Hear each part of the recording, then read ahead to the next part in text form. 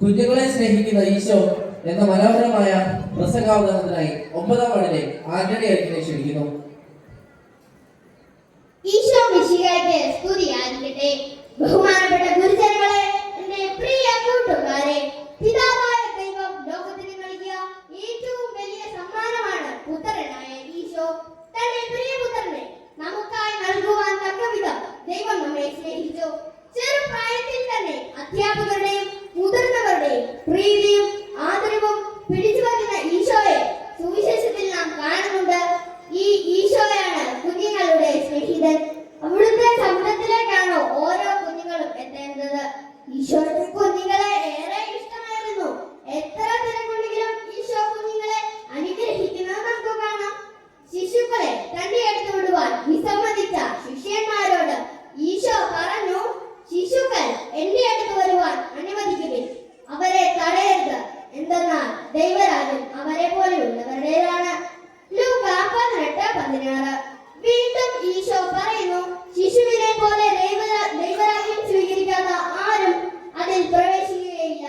ലൂക്കാ 18:17. ഈശോയുടെ ഈ വാക്കുകൾ കുഞ്ഞുങ്ങളോടുള്ള അവിടുത്തെ സ്നേഹത്തിന്റെ ഏറ്റവും വലിയ അടയാളമാണ്. ഈശോ കുഞ്ഞുങ്ങളെ തന്റെ കൈകളിലെടുത്ത് സ്നേഹിക്കുകയും ആശീർവദിക്കുകയും ചെയ്തു. കുഞ്ഞുങ്ങളുടെ ഹൃദയം വളരെ ശുദ്ധവും നിഷ്കളങ്കവുമാണ്. അവർക്ക് എല്ലാവരെയും സ്നേഹിക്കാൻ കഴിയും.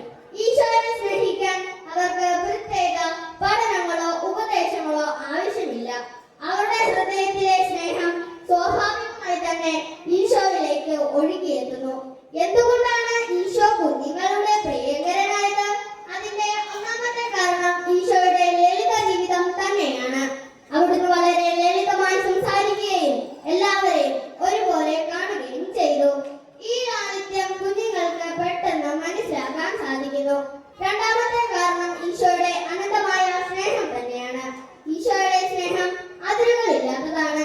രോഗികളെ സുഖപ്പെടുത്തുകയും വിശക്കുന്നവർക്ക് ആഹാരം നൽകുകയും ഈശോ തന്റെ സ്നേഹം ലോകത്തിന് കാണിച്ചു കൊടുത്തു.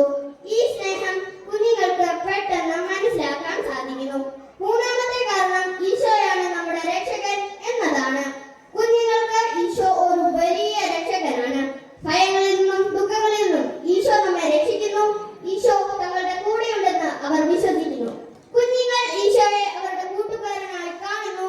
അവർക്ക് ഈശോയോട് എന്തും പറയാൻ കഴിയും. നമ്മൾ ഓരോരുത്തരും കുഞ്ഞുങ്ങളെ പോലെ ഈശോയെ സ്നേഹിക്കണം. അവരുടെ നിഷ്കളങ്കതയോടും ലാളിത്യത്തോടും കൂടി ഈശോയെ സമീപിക്കുമ്പോൾ നമ്മുടെ ഹൃദയവും ദൈവസ്നേഹത്താൽ നിറയും. നമുക്കൊരുമിച്ച് ഈശോയോട് പ്രാർത്ഥിക്കാം.